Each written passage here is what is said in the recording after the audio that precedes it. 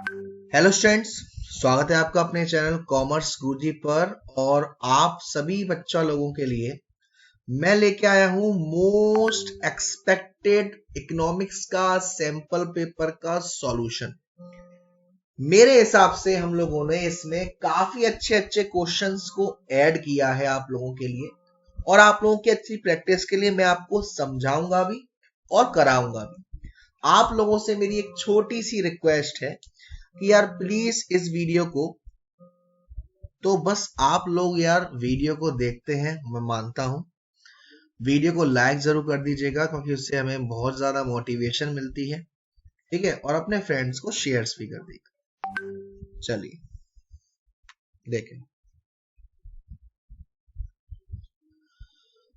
आपको दे रखा है read the following statement carefully, statement 1 और स्टेटमेंट 2।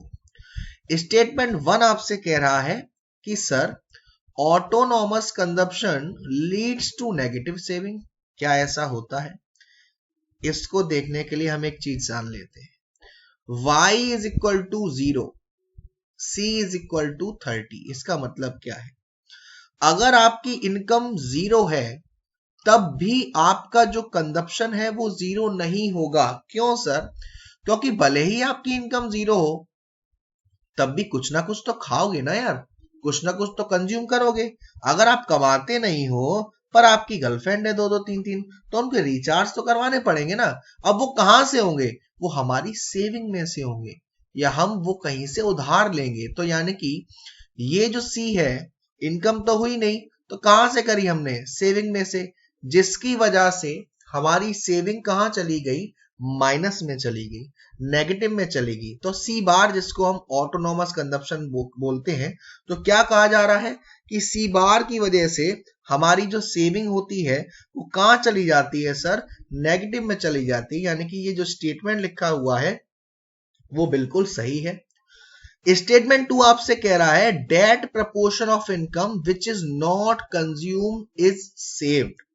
वो इनकम का हिस्सा, आपकी इनकम हुई 40 और कंज्यूम करा 30, बचा हुआ ये 10 कहां चला गया? सेविंग में। यानी कि इनकम का वो हिस्सा जो आपने कंज्यूम नहीं करा तो वो ऑटोमेटिकली क्या हो गया? सेविंग हो गई।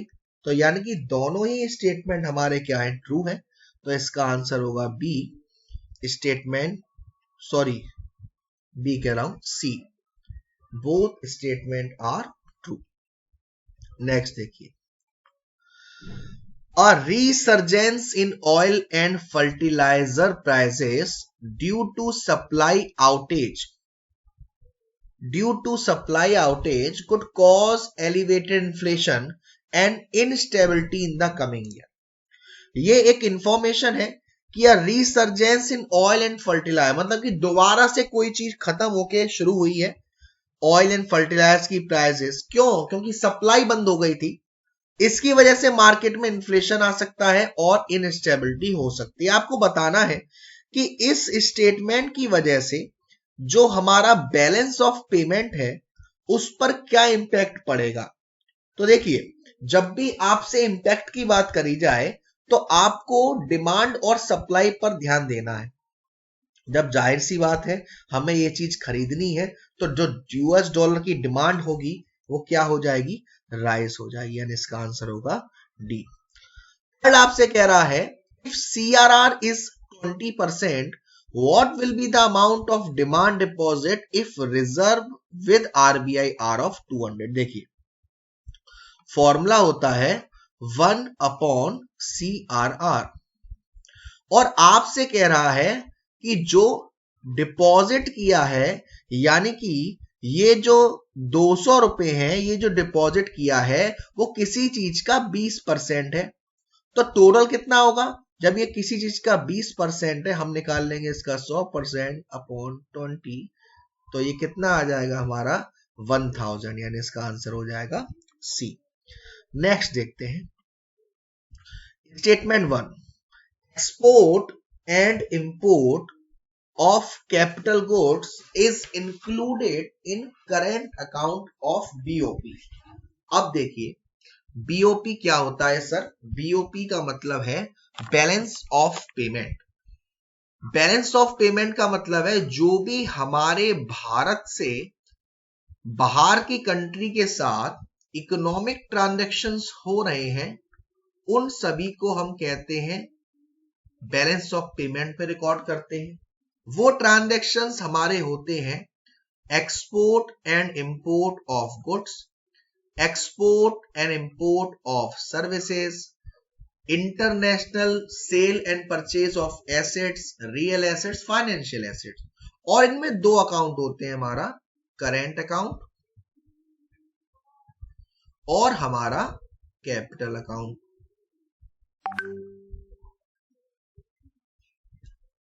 करेंट अकाउंट हमारे वो अकाउंट होते हैं जिन अकाउंट के आने से हमारी देश की एसेट्स और लायबिलिटी पर कोई फर्क नहीं पड़ेगा। और export and import of goods and services are the part of current account. और कैपिटल अकाउंट वो ट्रांजैक्शंस होते हैं जिन ट्रांजैक्शंस की वजह से हमारे देश की एसेट लायबिलिटी पर फर्क पड़ेगा, जैसे बोरोइंग है, डिसइन्वेस्टमेंट है, और रियल एसेट्स का सेल एंड परचेज है, फाइनेंशियल एसेट का सेल एंड परचेज है। अब देख लेते हैं इस क्वेश्चन को। Export and import of capital goods is included in the current account of BOP. Yes, ये स्टेटमेंट सही है। और कैपिटल अकाउंट ट्रांजैक्शन के अंदर बोरोइंग्स आता है। यस, सही है, बोरोइंग आएगा तभी तो वहां पे एसेट और लायबिलिटी फर्क पड़ता है। यानी कि दोनों ही स्टेटमेंट हमारे क्या है, सही है। इसका आंसर होगा सी। फिर अगला जो क्वेश्चन है उसमें आपसे कहा जा रहा है fix investment raises production capacity of the producer. Fix investment यानी कि मशीन पर आपने इन्वेस्टमेंट किया है, और मशीन पर इन्वेस्टमेंट किया है, जब आप मशीन खरीदोगे तो क्या आप ज्यादा प्रोडक्शन कर पाओगे? यस सर, कर पाएंगे, जाहिर सी बात है। यानी कि ये जो स्टेटमेंट है वो ट्रू है। स्टेटमेंट सेकंड आपसे कह रहा है inventory investment consist of stock of raw material only. Inventory investment हमारा वो इन्वेस्टमेंट होता है जिसमें तीन चीजें होती हैं, कच्चा माल, आधा बना हुआ माल और पूरा बना हुआ माल। यानी कि raw material, semi finish goods और फिनिश गुड्स। लेकिन यहां पर कह रहा है consist of stock of raw material only. सिर्फ इन्वेंट्री इन्वेस्टमेंट में क्या रॉ मटेरियल आता है? तो ऐसा नहीं है, यानी कि ये स्टेटमेंट गलत है। तो इसका आंसर होगा ए। स्टेटमेंट 1 इज ट्रू और स्टेटमेंट 2 इज फॉल्स। अब देखिए, यहां पर आपको एक चार्ट दे रखा है, हाउस होल्ड और प्रोड्यूसर। अब हाउस होल्ड क्या कर रहा है? कंजप्शन एक्सपेंडिचर कर रहा है, और उसके बदले में जो प्रोड्यूसर है वो रेंट, वेजेस, इंटरेस्ट पेमेंट दे रहा है। तो इसमें क्या होगा, इसमें हमारा दो तरह के फ्लो होते हैं, मनी फ्लो और रियल फ्लो। जब हाउस होल्ड और प्रोड्यूसर के बीच में ना ही पैसा आ रहा है ना ही जा रहा है, वो फ्लो होता है रियल फ्लो। और जब दोनों में से कोई भी पैसा दे रहा है, वो होता है हमारा मनी फ्लो। और इसका आंसर मनी फ्लो है, क्योंकि यहाँ पर ये रेंट, वेजेस, इंटरेस्ट, प्रॉफिट दे रहा है उसके बदले। चलिए next question, question number 6। When consumption expenditure 4,000, private investment expenditure 3,500, government expenditure 1,500, export और इंपोर्ट दे रखा है। आपसे पूछा लेडी कह रहा हूं, एडी इन ओपन इकोनॉमी। तो देखिए एडी जब ओपन इकोनॉमी में बात आती है तो AD is equal to C plus I plus G plus X minus M, open economy में। तो यहां पर सी क्या दे रखा है? सी दे रखा है 4,000, आई दे रखा है 3,500, गवर्नमेंट का खर्चा कितना दे रखा है? 15,000, और एक्सपोर्ट माइनस इंपोर्ट तो 800 माइनस 1,700। ये सॉल्व करेंगे तो 7,500, 15,000 और ये माइनस का आएगा 900, तो ये हमारा 22,500 माइनस 900, तो ये आ जाएगा 21,600, यानी कि 6 का आंसर आ जाएगा बी 21,600। और करके आपसे पूछा गया है equilibrium level of GDP, equilibrium level of GDP is determined when. तो देखिए जो हमारा कंजप्शन फंक्शन था जिसका फॉर्मेट है हमारा C is equal to C bar plus B Y, तो ये हमारा फॉर्मूला होता है कंजप्शन फंक्शन का, C is equal to C bar plus B Y. यहाँ पर C बार हमारा ऑटोनॉमस कंजप्शन होता है, B हमारा एमपीसी होता है और Y हमारी इनकम होती है। और वही हमारा जो इक्विलिब्रियम कहा जाता है Y equal to C plus I, तो यहाँ पर जो C की वैल्यू होती है और ये जो C की वैल्यू दे रखी है हम उसे लिख देते हैं, जैसे कि Y is equal to C की वैल्यू क्या है C bar plus B Y plus I. और अगर मैं इसे और पूरा खोलूं तो y equal to C bar plus MPC y plus I. अब हम जरा आंसर देखते हैं, ये नहीं है, ये है आंसर, यानी कि 20 का सही answer. Money value is equal to commodity value in case of, जब मनी वैल्यू है वो हमारी कमोडिटी वैल्यू के बराबर है उसको हम बोलते हैं फुल बॉडीड मनी। जब बराबर नहीं है तो उसको बोलते हैं क्रेडिट मनी। जितने भी नोट्स वगैरह होते हैं, कॉइन्स वगैरह होते हैं, उसे हम बोलते हैं फेट मनी। और जब हम भरोसे पर किसी का पैसा एक्सेप्ट कर लेते हैं, चेक है, प्रॉमिसरी नोट वगैरह है, तो उसे हम बोलते हैं फिड्यूशियरी मनी। तो इसका आंसर है हमारा बी, फुल बॉडी मनी। फिर आपसे 8th क्वेश्चन में कह रहा है ये सारी चीजें आपको दे रखी हैं और आपको करंट अकाउंट की वैल्यू पता करनी है। देखिए करंट अकाउंट में एक्सपोर्ट भी आता है और इंपोर्ट भी आता है, नॉन फैक्टर सर्विसेज भी आती है, इनकम भी आता है, ट्रांसफर भी आता है। अब एक्सपोर्ट आपको दे रखा है 200 और इंपोर्ट 315, तो अभी ये आ गया माइनस का 115 और ये सब प्लस होगा 25, 22 और 18। इस सबको प्लस करोगे तो आएगा आपका 65 और 65 में से ये माइनस करोगे तो माइनस का 50 आएगा, यानी इसका आंसर होगा ए माइनस के 50 लाख। उसके बाद और करके दे रखा है which of the following is incorrect, ये आपको दे रखा है एक्सपोर्ट में से आप इंपोर्ट माइनस करोगे तो ये कितना आ गया, ये आपका आ गया माइनस के 50, ठीक है, एक्सपोर्ट ऑफ गुड्स और इंपोर्ट ऑफ गुड्स। अब आपको इसमें से ये बताना है कौन सा इनकरेक्ट है। तो देखिए सबसे पहली बात जानने का तरीका, ये जो आइटम है वो कैपिटल अकाउंट में आते ही नहीं है, तो सीधा सीधा यहां पहुंच गए हम, डी हमारा आंसर होगा। फिर आपको दे रखा है नेक्स्ट असर्शन और रीजन, ये तो आपका पीछा छोड़ने ही नहीं वाले, बहुत जगह आएंगे।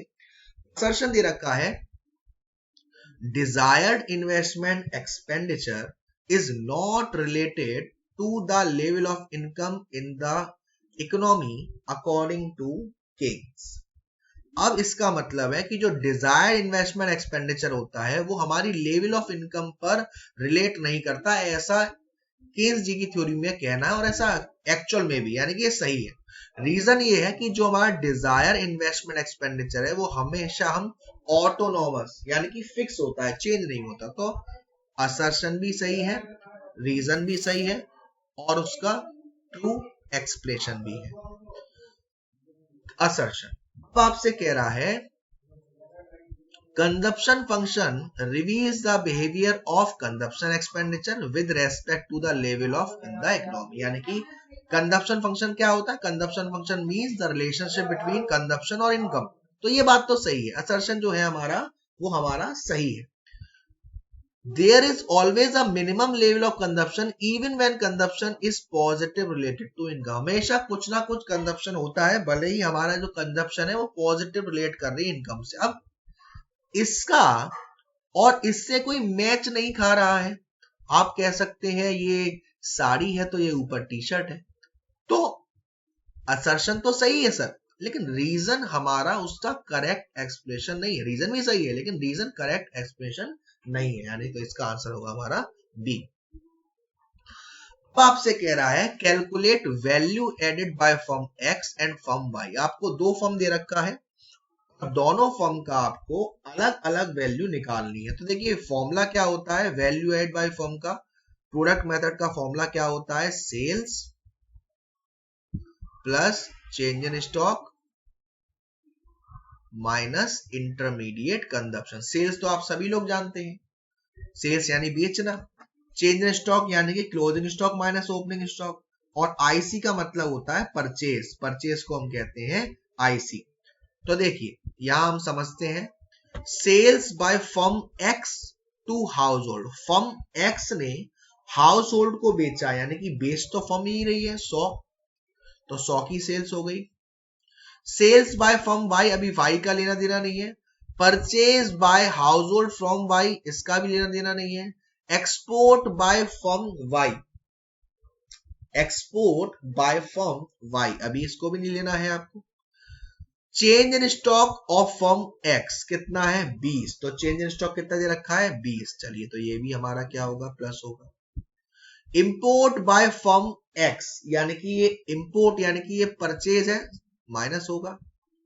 और हमें दे रखा है sale by firm Z to firm Y, okay, purchase by firm Y from firm X, Y ने परचेज किया है एक्स फर्म से, तो एक्स तो बेच रही है, तो यहां सेल्स कितनी हो गई 200, तो 200 और 100 300, और ये 320 और माइनस के 70, यानी कि ये आंसर आ जाएगा आपका 250, किसका एक्स फर्म का।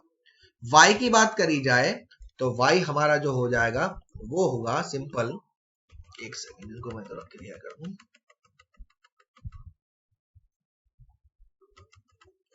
वाई की बात करी जाए तो सेल बाय फर्म वाई दे रखा है यहां पे आपको 500, उसके बाद चेंज इन स्टॉक आपको दे रखा है 10, ये रहा, और यहां पर आपको ये जो 250 है sale by firm Z to firm Y, ये भी वाई ने खरीदा है और ये भी वाई ने खरीदा है, तो टोटल हो गया 450 का परचेज, तो ये आ जाएगा 60, यानी कि एक्स का 250 आ जाएगा और वाई का आ जाएगा 60। अब आपसे पूछा है कि क्या डिवैल्यूएशन और डेप्रिसिएशन ऑफ करेंसी एक ही टर्म है, तो पहले आप इसके बात करते हैं, डू यू एग्री। देखिए डिवैल्यूएशन में और डेप्रिसिएशन में होता तो एक ही काम है। डिवैल्यूएशन का मतलब है कि सरकार ने जो आपके देश की करेंसी है, सरकार ने सेट कर रखी है $70, एक डॉलर की कीमत 70 रुपए, लेकिन एक्चुअल में 60 है, लेकिन गवर्नमेंट ने फिक्स कर दी है, तो इसकी वजह से हमारे देश की जो करेंसी है वो डिवैल्यूएशन हो रही है। और डेप्रिसिएशन का मतलब जहां पे गवर्नमेंट ने कोई रोल प्ले नहीं करा, मार्केट की जो फोर्सेस है उनकी वजह से बाहर की कंट्री की जो प्राइस है वो बढ़ गई और हमारे देश की करेंसी डेप्रिशिएट हो गई। काम तो सेम हो रहा है, लेकिन इनका जो टर्म है वो अलग अलग है, तो ये आपका यस नहीं करना, नो करना है। अब ये हमारे कंट्री के एक्सपोर्ट को कैसे इफेक्ट करेंगे भाई, अगर हम ये होगा तो हमारी जो एक्सपोर्ट है वो बढ़ जाएगी और इंपोर्ट क्या हो जाएगी डिस्करेज हो जाएगी, क्योंकि चीपर पड़ेगा हमारे फॉरेन करेंसी के लिए। फिर और करके दे रखा है आपको distinguish between balance of trade and current account balance of payment. Balance of trade का मतलब होता है जिसमें हम इंपोर्ट और एक्सपोर्ट को ही रिकॉर्ड करते हैं सिर्फ, लेकिन करंट अकाउंट में हम इंपोर्ट और एक्सपोर्ट ऑफ गुड्स भी लेते हैं, import and export of services भी लेते हैं और करंट ट्रांसफर भी लेते हैं। बैलेंस ऑफ ट्रेड आप कह सकते हो डिफरेंस है विजिबल एक्सपोर्ट का और विजिबल इंपोर्ट का, लेकिन करंट अकाउंट में सारी चीजें आ जाती हैं, ठीक है ना। फिर आपको ये रखा है कैलकुलेट मल्टीप्लायर, आपको क्या निकालना है व्हेन एमपीसी इज 4/5 एंड 1/2, यानी 2 बार कैलकुलेट करना है। देखिए इसके लिए मैं आपको बता दूं कि जो हमारा के होता है उसके 2 फॉर्मूले होते हैं, एक होता है K equal to delta Y upon delta I. अब यहाँ पे रिलेशन की बात कर रहा है, तो रिलेशन आप लोग मेरे से भी अच्छा समझ सकते हैं, निब्बा निब्बी वाला जो चल रहा था, तो k is equal to 1/1 minus MPC, ये k का रिलेशन होता है एमपीसी के साथ। अब आपको क्वेश्चन में k is equal to 1/1 minus पहली वाली वैल्यू दे रखी है 4/5, तो k इज इक्वल टू 1/1, अगर इसे सॉल्व करोगे तो ये आएगा 1/5 और ये 5 ऊपर चला जाएगा, तो पहले वाले के हिसाब से k की वैल्यू आ गई 5। अगर दूसरा वाला अगर मैं देखूं 1/2 जो दे रखा है k is equal to 1/1 minus MPC 1/1 minus half, तो हाफ ही आ जाएगा, तो 0.5 एक तरीके से, तो पूरा सॉल्व करके 2 आएगा।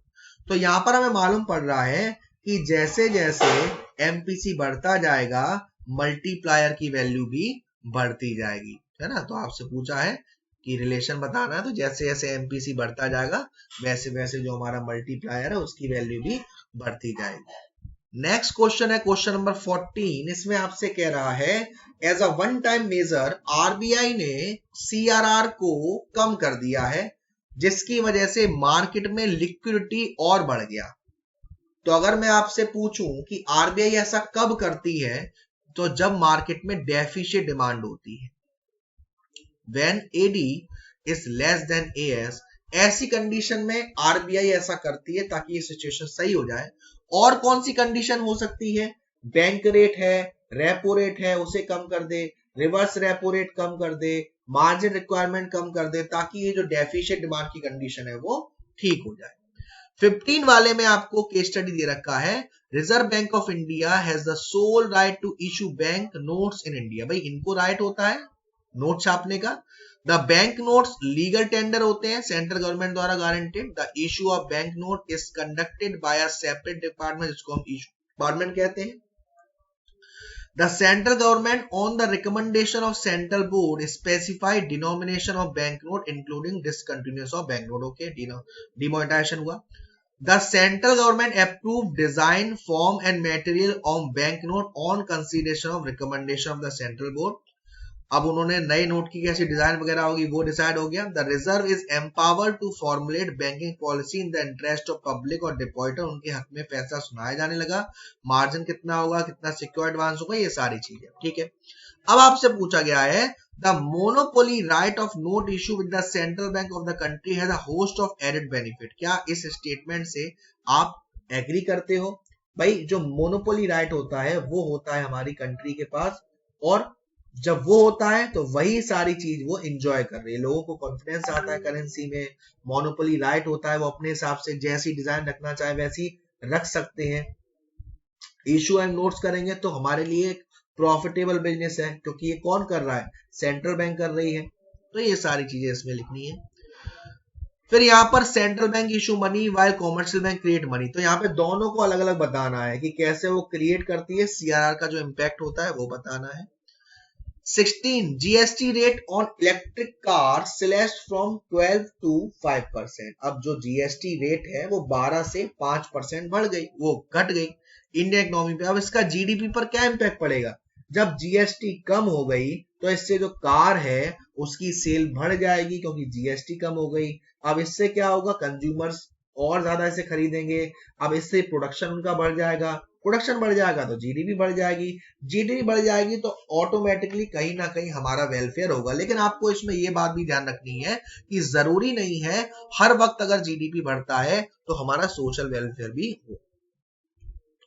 फिर आपको नेक्स्ट रखा है give an outline of the step involve. जब हम नेशनल इनकम को एस्टिमेट करते हैं तो कौन कौन सी चीजों का हम ध्यान रखते हैं। पहला स्टेप, हम सारे सेक्टर्स को, प्राइमरी सेक्टर को, सेकेंडरी सेक्टर को, टर्सरी सेक्टर को देखते हैं, ठीक है ना।